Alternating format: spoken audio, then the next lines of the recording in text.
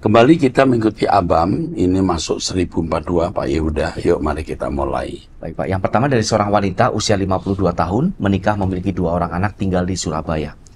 Shalom Pak Erastus, pekerjaan saya adalah agen asuransi dan usaha baru bisnis jaringan multilevel marketing. Sedangkan suami berusia 52 tahun, bekerja sebagai agen properti. Pak, kenapa ya usaha saya dan suami sama-sama kurang bagus? Setiap kali hampir deal dengan customer selalu gagal, lama-lama kami down juga sampai keuangan minus. Apa yang terjadi sebenarnya pada kami ya Pak? Apa yang harus kami lakukan lagi? Sebenarnya apa ya kehendak Tuhan atas kami? Dalam setiap keadaan kami selalu berdoa dan percaya Tuhan buka jalan, tapi terkadang juga bisa down menghadapi semua ini. Mohon saran dan doanya Pak. Terima kasih. Saya melayani Tuhan sudah 45 tahun. Mestinya lebih ya, 45 tahun lebih setahun apa ya. Saya tidak pernah melihat orang yang benar-benar hidup suci, saleh, dipermalukan. Tetapi sering melewati keadaan-keadaan sulit juga. Seakan-akan dipermalukan, tapi akhirnya tidak. Seperti berjalan di tepi jurang, tapi tidak akan jatuh. Ya, kalaupun terpeleset tidak akan terlentang. Saya cuma sarankan kepada kamu, perbarui karakter. Ya, karakter. Kadang-kadang karakter buruk kita itu belum nampak waktu kita lagi sehat, sedang keadaan sehat, materi cukup atau bahkan limpah. Dan keadaan sulit kita sering merupakan usaha Tuhan mencegah kita jatuh dalam dosa atau semacam preventif. Jangan bersungut-sungut. Yang penting lewati dari hari ke hari, bisa makan cukup. Nggak usah mimpi punya uang banyak, rumah, mobil, atau apapun. Yang penting bisa makan, pakai pakaian dari hari ke hari, itu standarnya. Lalu hidup suci. Kesucian membuat kita menjadi intim kekasih Tuhan. Dan itu yang akan membuat kita tidak perlu minta tolong Tuhan, Tuhan pasti tolong. Itu jawaban saya. Ikut doa pagi, setiap jam 5 WIB, ikut terus semua pelayanan melalui truth.id, Anda akan diubah Tuhan. Kalau karaktermu berubah, ekonomimu, kesehatan, rumah tanggamu diubah juga. Oke. Pertanyaan berikutnya dari seorang wanita usia 24 tahun, belum menikah, tinggal di Pontianak. Sudah hampir setahun saya tidak beribadah di gereja manapun, Pak. Saya dulu seorang pelayan Tuhan, bahkan saya juga lulusan sekolah teologi. 2 tahun lalu sebelum masuk STT, saya jatuh dalam dosa perzinahan. Tetapi waktu itu saya benar-benar tidak tahu kalau seks dilakukan setelah menikah. Seharusnya dilakukan setelah menikah. Benar-benar tidak pernah dengar dari siapapun kalau itu hanya boleh dilakukan setelah menikah. Wah, kamu agak ketinggalan zaman. Ya. Mestinya anak remaja pun tahu bahwa seks itu dilakukan dalam berkat Tuhan. Ya. Kalau sampai kamu tidak tahu itu, saya tidak tahu pendidikan agama yang kamu miliki atau pendidikan moral yang kamu miliki. Betapa rendahnya, nak. Ya, terus. Beberapa bulan sebelum masuk STT, saya mengakui segala dosa saya dan saya didoakan. Dan pada saat itu saya merasa sudah aman. Ternyata selama sekolah saya justru makin jatuh, Pak. Ya, terus. Saya masturbasi walaupun tidak sering dan juga menjelang mau wisuda saat saya pengurusan PPL, praktek pengalaman lapangan. Ya, pasti kamu ini keturunan dari gen yang buruk soal libido. Mestinya kamu serius menanggulangi kelemahanmu dan jika perlu didoakan pelepasan, mungkin ada ikatan roh jinah yang kuat dari nenek moyang. Terus 1 tahun saya jatuh lagi dalam dosa zina. Tapi waktu itu saya tahu kalau itu dosa, tapi saya tidak dapat menahan diri. Iya, karena libido yang kuat atau kuasa gelap. Ya, terus saya turun naik mimbar dengan tetap melakukan dosa zina. Bahkan beberapa kali dengan sadar saya check-in hotel sama pacar saya yang duda cerai hidup. Waduh, rusak kamu, nak. Iya. Tapi kamu luar biasa jujur. Iya. Kamu jujur, kamu harus diselamatkan. Kasihan kamu. Latar belakang keluarga kamu pasti buruk sekali, nak. Iya. Aduh Tuhan, terus. Iya. Yang ini saya baca juga, Pak. Tunggu. Iya. Jadi pacarnya ini memberikan link film porno. Iya. Terus jadi pelarian begitu, Pak. Iya, menjadi pelarian dan kenikmatan. Iya. Biasanya film porno itu dengan masturbasi juga, dan ini merusak. Terus Karena dosa saya ini, saya memutuskan untuk keluar dari dunia pelayanan sampai hidup saya makin hancur. Wah, hingga saat makin ini. keluar kok makin hancur. Terus, Tahun 2023 saya berjuang keras untuk stop, tapi nyatanya saya jatuh dan jatuh di hal yang sama. Tidak ada yang tahu betapa buruknya saya, hanya ada satu-satunya sahabat saya yang setia mendengar dan mendukung saya untuk berubah. Tapi karena mungkin saya jatuh lagi, dan lagi, dia mungkin jenuh dan dia tidak peduli lagi dengan saya. Awal tahun 2024, saya selalu bergumul untuk benar-benar pulih. Tapi masih saja saya jatuh dan saya benar-benar putus asa dengan hidup saya sekarang. Pak, apakah tidak ada darah penghapus dosa untuk saya lagi? dari cara kamu bicara, kau masih punya nurani dan bisa bertobat.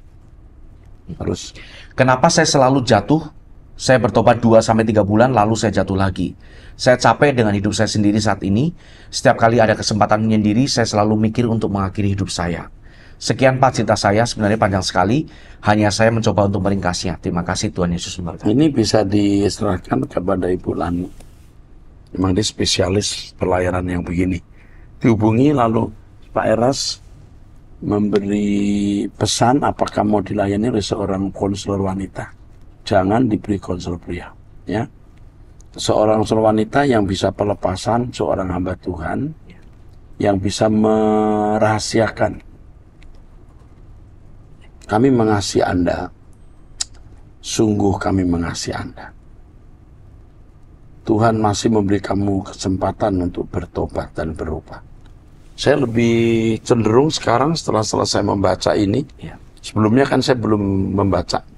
Kamu ada kuasa gelap. Kamu ada kuasa gelap. Kalau hanya karakter, orang masih bisa menguasai diri. Tapi kalau sudah dicengkeram kuasa gelap, roh Cina, nggak bisa. Harus dilepaskan. Beberapa waktu ini kami di Love Conference melepaskan anak-anak yang ada roh Cina. Mungkin belasan anak atau puluhan anak muntah-muntah itu pelepasan. Ada roh Cina. Dengan nonton film porno itu lebih membuat roh Cina menguasai hidup seorang. Oke, teruskan. Selanjutnya dari seorang wanita usia 26 tahun, single, tinggal di Jakarta, jemaat GSKI MAG. Halo Pak Erastus, saya ingin bertanya lebih lanjut berdasarkan proses dan pengalaman hidup Bapak sendiri. Bagaimana ya Pak cara mematikan perasaan ingin dipuji, dikagumi, mendapat approval orang lain, disukai orang, dan lain-lain?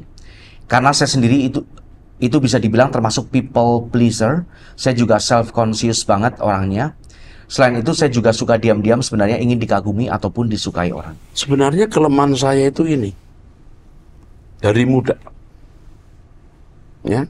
Dan mau menonjol.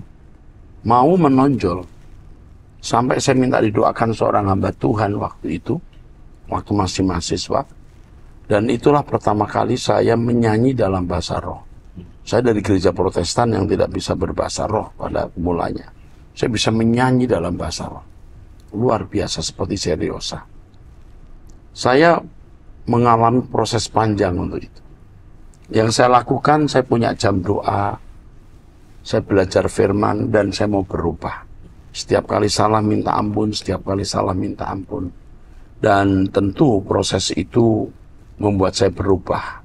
Terus berubah. Ya, itu saja.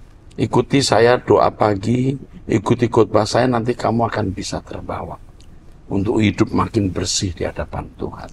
Seperti yang Bapak bilang, kita harus selesai dengan diri sendiri dan dunia. Oh iya, saya lupa. Saya banyak difitnah, dikhianati, nama saya rusak. Dan belakangan ini saya disesat-sesatkan di seluruh dunia. Di seluruh dunia.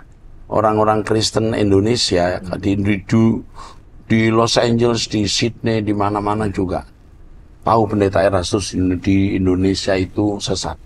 Tapi itu ternyata merupakan finishing well saya. Tidak punya harga diri, tidak punya nama baik, enggak apa-apa. Di situ proses untuk finishing well. Oke, terus. Jika soal marah ke orang atau misalkan nonton konten drama atau film, itu masih lebih mudah ditanggalkan karena itu sebuah action yang masih bisa saya cegah. Tapi kalau sudah soal pikiran atau perasaan yang tiba-tiba muncul, itu bagaimana ya Pak cara memberhentikannya? Kita harus memberhentikan, maka kita perlu kuasa atau kekuatan. Dan kekuatan itu datang dari Roh Kudus. Dan Roh Kudus itu menjadi kekuatan kita melalui kehidupan bersekutu dengan Roh Kudus dalam doa. Oke. Saya sudah terus membawakan ini dalam doa kepada Tuhan untuk menolong saya dalam memangkas pikiran yang tidak patut. Tetapi saya bertanya, jika memang ada yang dari saya juga bisa lakukan untuk memberhentikan pikiran atau perasaan itu tiba-tiba muncul. Makin banyak berdoa, kau makin kuat. Makin membaca Alkitab, kau makin kuat. Jangan memasukkan unsur-unsur dari film, tontonan, dan lain-lain di pikiran. Ataukah cukup saya terus bawakan dalam doa saja dan nanti lama-lama akan hilang? Mohon pencerahannya, Pak. Memang proses, tetapi makin banyak kamu berdoa, makin banyak baca Alkitab, makin banyak mendengar khotbah yang benar, kamu akan makin sungguh-sungguh ya, menjadi kuat untuk bisa menghalau semua pikiran yang tidak sesuai dengan kekudusan Allah. Ya. Oke. Pertanyaan berikutnya seputar doktrin, saya bacakan di sini. Apakah mungkin?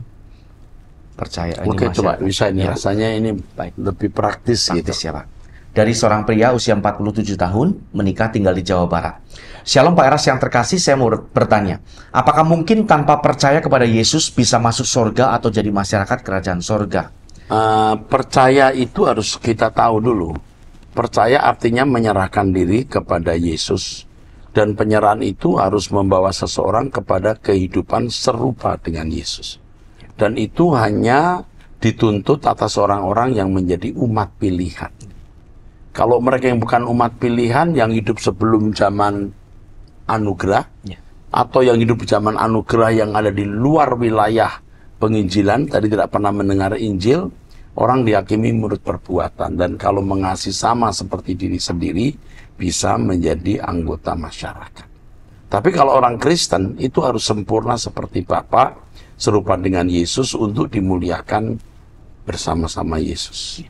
Bagaimana tolak ukur untuk disebut baik dan bisa jadi masyarakat surga buat mereka yang tidak percaya pengorbanan Tuhan Yesus? Itu urusan Tuhan, bukan urusan kita. Karena itu sangat pribadi. Maka dalam Roma 2, 12-15, hati nurani mereka dihakimi. Jadi ini masalah pribadi. Baik itu bagaimana? Kalau dalam agama pada umumnya baik bisa diverifikasi lewat hukum. Ya, membunuh itu menghabisi nyawa, bisa terbukti. Berzina, melakukan hubungan seks di luar nikah. Tapi kalau bagi orang Kristen, membenci sudah membunuh. Ya, tidak bisa di cover oleh hukum. Nah, kalau orang di luar Kristen tidak membunuh tapi membenci, tetap itu dosa. Pasti orang seperti ini akan membuahkan perbuatan.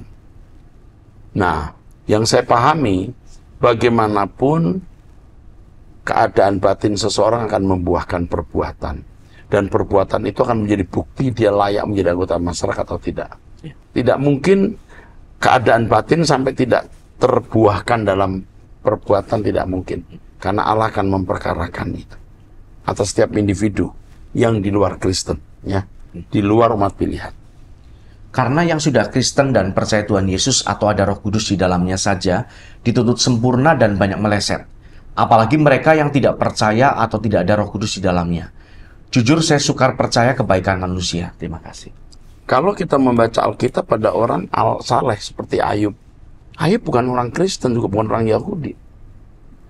Imam Yitro, misalnya, yang dihargai dan dihormati oleh Musa. Dan tentu ada orang-orang baik seperti ini. Kita tidak boleh berpikir naif.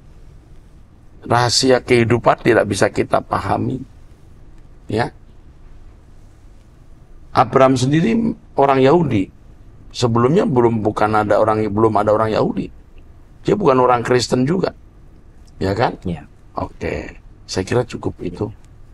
Baik. Ya, saya lihat penanya juga pesimis terhadap kemungkinan sempurna dan melihat kenyataan banyak orang Kristen tidak jadi contoh. Ya. Tapi saya beritahu ya, kesucian itu keniscayaan. You ikuti terus khotbah saya. Ayo doa bersama saya, doa puasa. Kesucian bisa kita capai. Pertanyaan berikutnya dari seorang wanita usia 16 tahun, pelajar tinggal di Jakarta, jemaat GSKI Kelapa Gading, GSKI Rehoboth Arta Gading. Ya. Shalom Opa Eras, terima kasih karena telah menjawab pertanyaan saya pada episode 1011. Saya sangat bersyukur dapat mendengarkan khotbah-khotbah Opa Eras. Dari khotbah-khotbah Opa Eras dan Abam, saya merasa dikuatkan. Semoga Opa Eras selalu sehat dalam perlindungan Tuhan. Oh ya, dia pernah tanya mengenai mengobati rasa kangen terhadap papanya yang sudah meninggal 9 tahun lalu. Jadi waktu itu dia usia 5 tahun. Iya. 7, Pak. 7 Oh, 7 tahun, maaf. Ya. 7 tahun. Oke. Ya. Terus, Saya punya pertanyaan, Opa. Bagaimana seandainya manusia tidak jatuh dalam dosa? Lalu apakah manusia tidak mengerti apa yang baik dan yang jahat?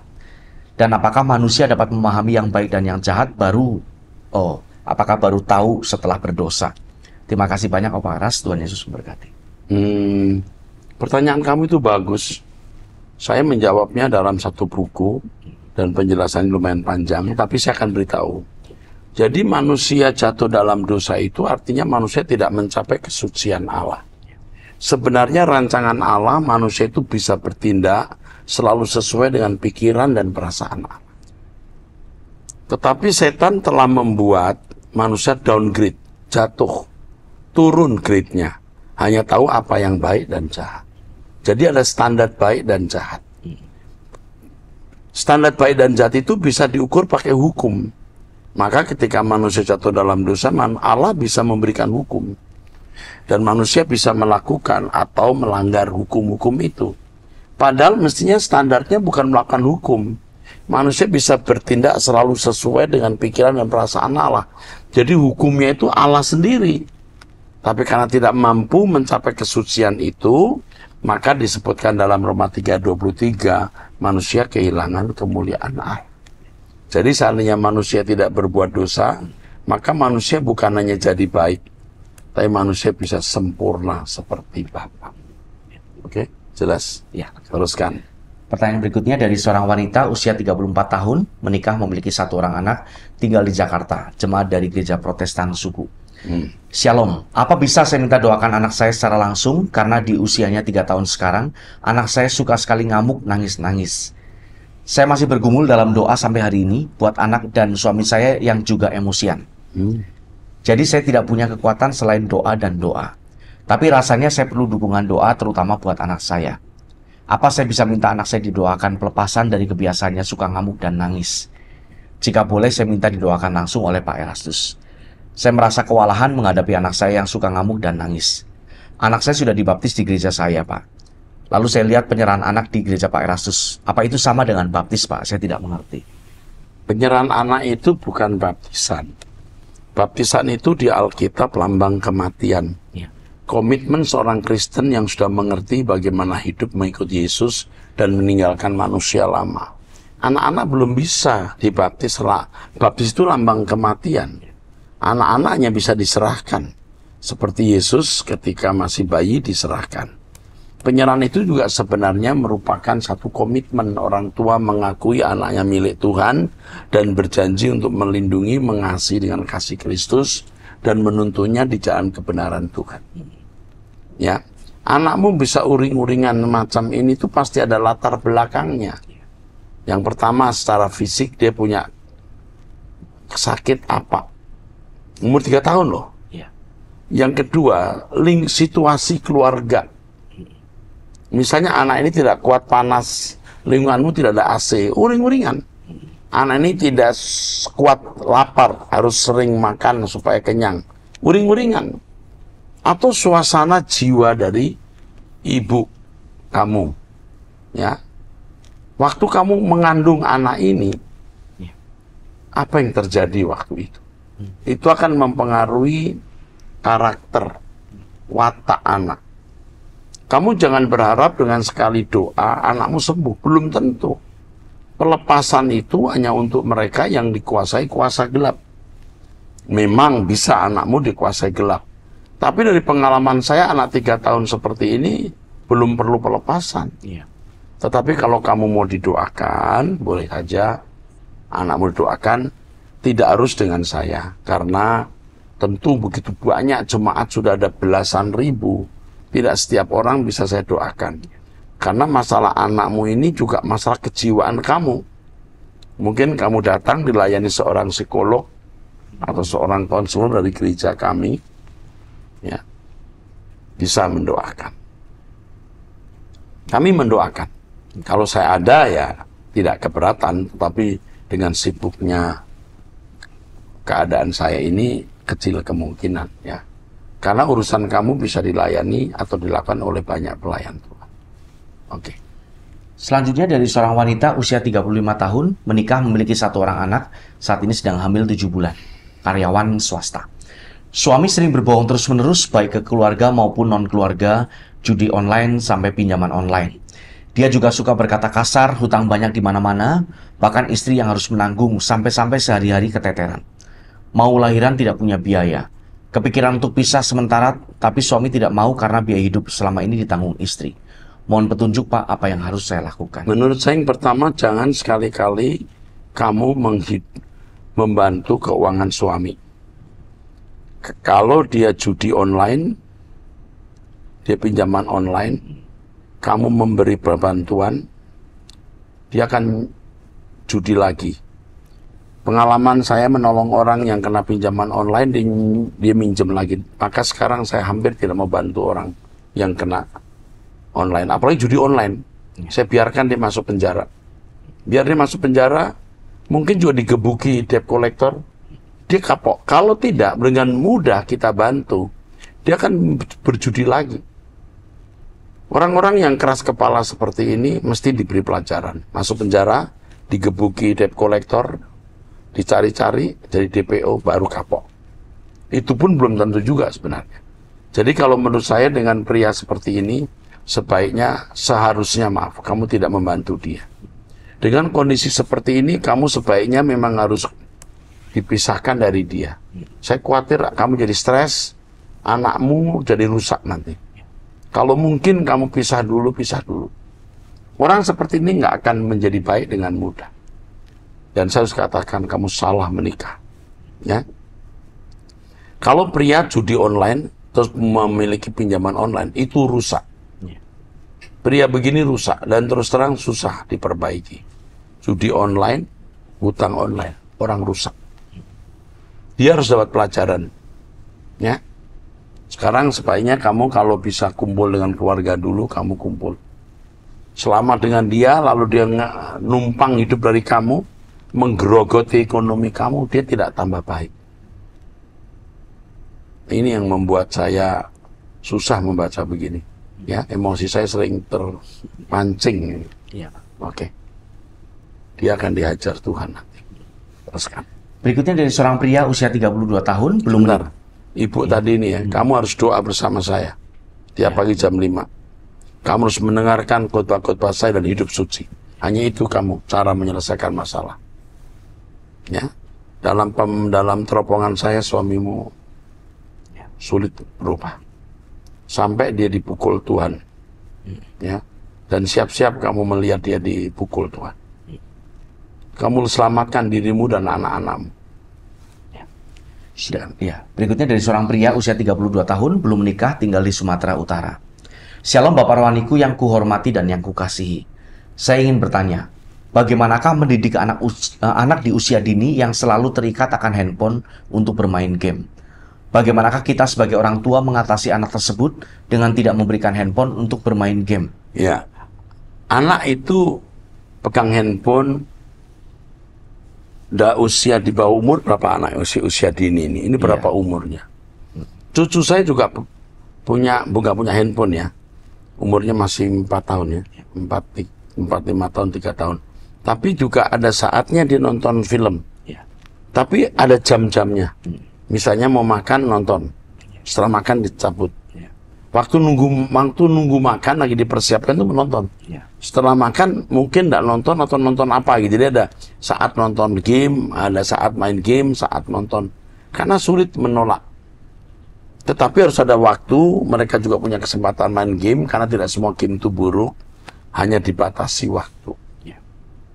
Lalu bagaimana, kita punya seminar kan mengenai bagaimana mengatasi anak-anak dengan gadgetnya ya.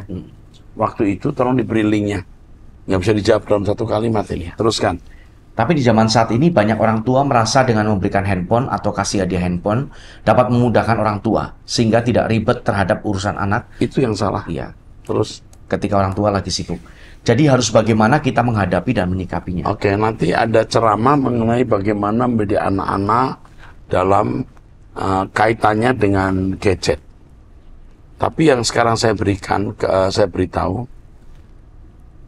anak-anak bisa melihat film atau game, tapi handphonenya dipegang orang tua. Gadget dipegang orang tua, hanya saat-saat tertentu, dan itu harus strict, harus keras, itu cukup. Dari sejak kecil, jangan sudah besar baru kita strict, terlambat dan tidak bisa. Oke. Berikutnya dari seorang wanita usia 35 tahun, sudah menikah. Shalom Pak Eras, Bapak Rohaniku, dan semua tim Abam. Pak, saya mau menyaksikan tentang kehidupan saya. Pada awalnya saya bukan anggota GSKI, tapi adik ipar saya selalu sharing tentang firman yang Bapak ajarkan kepada saya, dan kami kalau ketemu hanya membahas tentang firman yang Bapak ajarkan.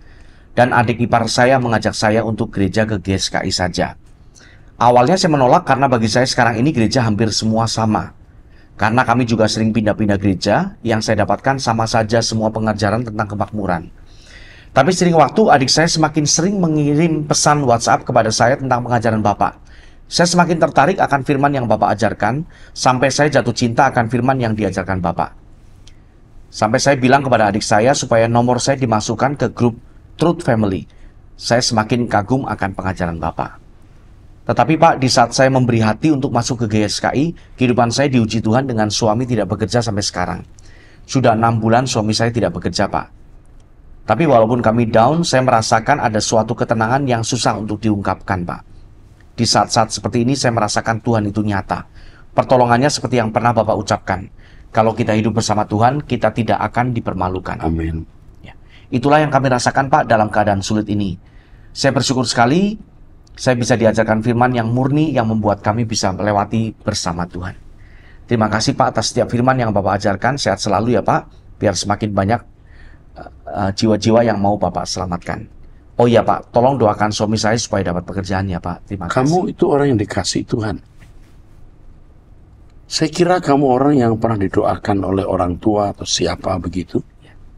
Sampai kamu bisa mengenal kebenaran dan punya kesadaran terhadap kebenaran. Ya. Kalau suamimu bekerja, uang cukup atau bahkan lebih, rumah tanggamu mungkin tidak seperti hari ini. Mungkin sudah tidak kumpul lagi kamu. Bersyukur suamimu nganggur, ya, dalam keadaan seperti ini mengenal kebenaran. Ini momen yang tepat. Kamu tidak usah saya doakan, suamimu akan mendapat pekerjaan. Kalau sudah mendapat pekerjaan, kirim ke Abam. Saksikan, suamimu pasti mendapat pekerjaan. Oke.